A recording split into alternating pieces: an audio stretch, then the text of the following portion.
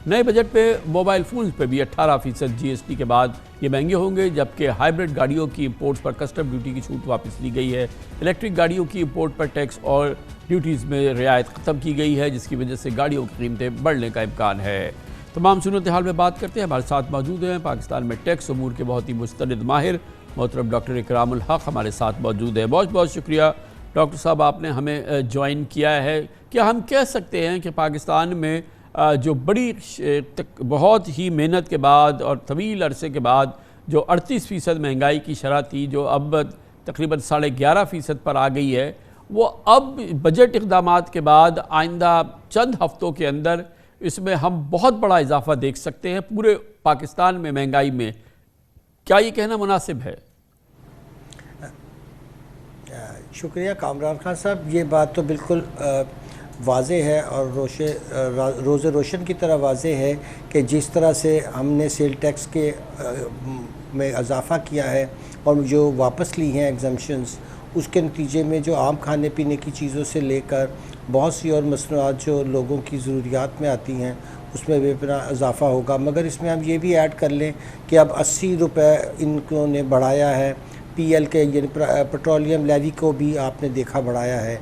तो अगर ये सब चीज़ें हम मिलाएंगे तो मेरा ख़्याल है कि हम फिर एक दफ़ा ना सिर्फ महंगाई के बहुत बड़े दौर में जाएंगे, बल्कि इससे हुकूमत की जो डेट सर्विसिंग है, जिसमें थोड़ा सा अभी एक कमी हुई थी, वो शायद वापस आ जाए। और इस तरह पूरी मईशत में भी एक आगे ही जो बहुत स्टैग्नेशन है और हाई इन्फ्लेशन थी वो और बढ़ेगी। तो मेरा ख़्याल में ये तो बहुत ही तबाहकुन फार्मूला है जिसके तहत हमने ये अब ये नाम तो IMF का लिया गया है, मगर आपने देखा कि जो इनकम टैक्स के अंदर बहुत सी एग्जम्पशंस थी, यानी कि 3.9 की जो टोटल एग्जम्पशंस थी उसमें से एक भी वापस नहीं ली गई, क्योंकि वो बड़े बड़े अमरात याफ्ता तबकात पर हैं। तो क्या ही अच्छा होता अगर उनको स्लैश किया जाता और सेल टैक्स का रेट बजाय हम बढ़ाने के इसको कम करते। अगर सारी चीज़ों पे ये इस्तिस्ना ख़त्म भी करना था तो हम रेट को तो रैशनलाइज कर सकते थे, और ब्रॉड बेस जब भी आप करते हैं तो उससे रेट में कमी करना भी लाजम होता है, ताकि आप फिर उसका बोझ कम अज़ कम सार्फिन के ऊपर मुंतकिल हो सके। तो डॉक्टर साहब, इसमें जो चीज़ें महंगी होंगी वो तो हमने उसका अहाता किया, और ये फरमाइएगा कि जो बुनियादी चीज़ें हैं क्या बराह रास्त उस पर ये असरअंदाज होंगे जो बजट इक़दामात है? मिसाल के तौर पे आटा, चीनी, चावल, गोश्त, खुला दूध, डिब्बे के दूध का हमें मालूम है कि उसमें बहुत बड़ा इजाफा कर दिया गया है। लोगों से कहा गया है कि वो इंतहाई जो मुज़र सेहत खुला दूध है उसको इस्तेमाल करें, और ये डिब्बे का दूध तो बहुत ही अचानक इतना बड़ा इजाफा जो है वो ज़ाहिर है कि नाकाबिले बर्दाश्त है। तो जो दूसरी बुनियादी अशिया खुर्दनोश है उसमें भी इजाफा होगा, दालों में, इन तमाम चीज़ों में?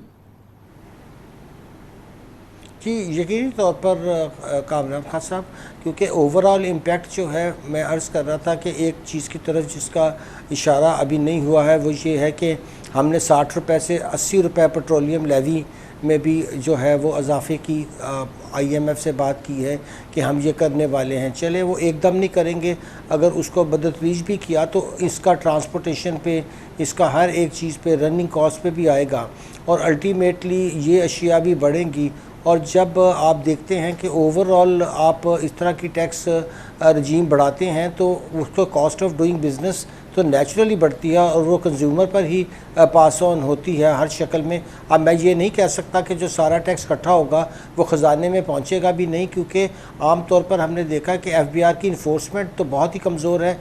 Ultimately effective rate of sale tax इनका वही 6-7% है, मगर इतना हाई टैक्सेस के साथ वो ये ज़रूर करते हैं कि मईशत को तबाह करते हैं, और जो हमारे अफरात ज़र है उसको बढ़ाने में ये कॉस्ट पुश फैक्टर जो है ये बहुत ही ख़तरनाक हद तक बढ़ेगा।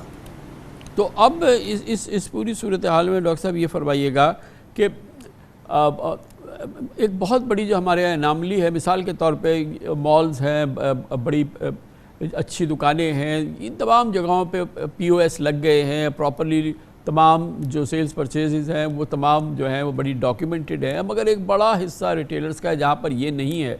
अब ये सेल्स टैक्स बढ़ने के बाद ये चीज़ें जो दस्तावेज़ी मईशत है वो तो मज़ीद महंगी हो जाएगी, बड़ी मज़ीद हौसला शिकनी होगी, और जो चोरी कर रहे हैं और उनके ख़िलाफ़ एक्शन नहीं होता है, POS नहीं लगाते, दस्तावेज़ी मईशत को नहीं आगे बढ़ाते, और उनके वारे न्यारे हो जाएंगे। और ये जो फ़र्क आएगा ये तो बहुत बड़ी अफरा तफरी मुल्क में पैदा कर देगा। जी, एक तरफ तो दस्तावेज़ी मईशत की बात करते हैं और दूसरी तरफ जहां दस्तावेज़ी मईशत हो रही होती है उसको डिस्करेज करने के लिए रेट बढ़ा देते हैं। आपने देखा कि सूबों में जब उन्होंने क्रेडिट कार्ड से पेमेंट को 5% किया और वैसे रेट 16 था, तो बहुत ज़्यादा लोगों ने अपनी पेमेंट जो थी क्रेडिट कार्ड के ज़रिए शुरू की। अब ये तो बिल्कुल ही एक रेसिपी फॉर डिज़ास्टर है कि जो अच्छी दुकानें हैं जहाँ पे POS लगे हुए हैं वहाँ पे आपने रेट को बराबर कर दिया, तो उनका क्या इंसेंटिव रहा। और अब ज़्यादा से ज़्यादा जो मईशत है वो भी आप देखिएगा गैर मतवाज़ी का साइज़ भी बढ़ता चला जाएगा, क्योंकि अब ये चीज़ें जो इम्पोर्ट स्टेज पर भी ये टैक्सेस आएंगे तो बहुत सी स्मगलिंग भी बढ़ेगी और लोग और भी इसको तरीक़ों से मंगवाने की कोशिश करेंगे।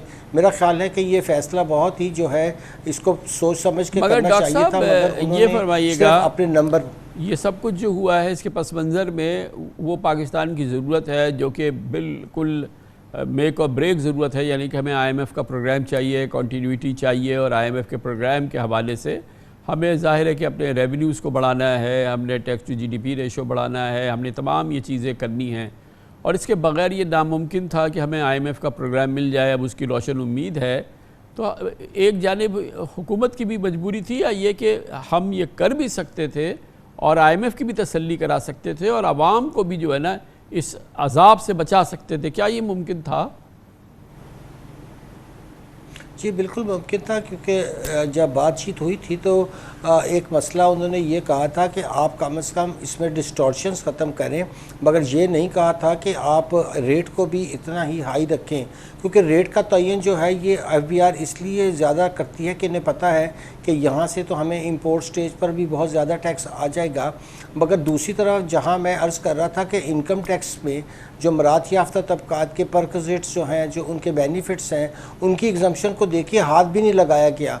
तो अगर वहाँ से हम कोई 1200 बिलियन की एक सरप्लस क्रिएट कर लेते तो हम कह सकते थे IMF को कि इसके नतीजे में जो हम बहुत ज़रूरी खाने पीने की अशिया है, जो डेली इस्तेमाल की चीज़ें हैं, उसको हम कंपनसेट कर सकते हैं। मेरा ख़्याल है कि आपने देखा होगा कि इवन EU में भी जो खाने पीने की चीज़ें हैं, जो एजुकेशन से रिलेटेड और जो हॉस्पिटल हेल्थ से रिलेटेड हैं, उनको उन्होंने अभी भी ज़ीरो रेटेड रखा हुआ है। तो मेरा ख़्याल है कि ये ऐसी मुमकिन बात नहीं थी, मगर हमने उनको जानबूझकर कोई ऐसा प्लान दिया ही नहीं है। और हम FBR भी अब एक लेज़ी एडमिनिस्ट्रेशन की तरह चाहता है कि बस आसानी से जो पैसा हाथ आ जाए उसी को वो अपनी कारकर्दगी दिखाए। बहुत बहुत शुक्रिया, बहुत शुक्रिया डॉक्टर इकराम उल हक हमारे साथ मौजूद थे। कमर्शियल ब्रेक, उसके बाद जिक्र करेंगे। बजट में बार बार जिक्र था, कहा यह गया जैसे कि मसले का हल ये है कि नॉन फाइलर्स को शदीद मुसीबत में डाला जाए या उन पर सख्तियाँ की जाए तो मसला हल होगा। मसला नॉन फाइलर नहीं है, मसला टैक्स नादहिंदा हैं, टैक्स चोर हैं जो किसी भी सूरत में नहीं देते। फाइलर तो हो जाते हैं, टैक्स में अपने आप को रजिस्टर कराते हैं, मगर ज़ीरो आमदनी दिखाते। ऐसे लोगों का क्या करेंगे, फिर भी वो टैक्स नहीं देते। और दूसरी जानिब कैश मईशत जो है उसकी रवा दवा है, हर लिहाज से रवा दवा है। इतनी कैश मईशत है जो कहीं इस पूरे खित्ते में नज़र नहीं आती। ये मसले का हल है। इन पे अगर सख्ती होती या इसमें हालात बदलते तो पाकिस्तान के हालात बदलते। इसकी तफसीलात आपको देते छोटे से वक्फे के बाद।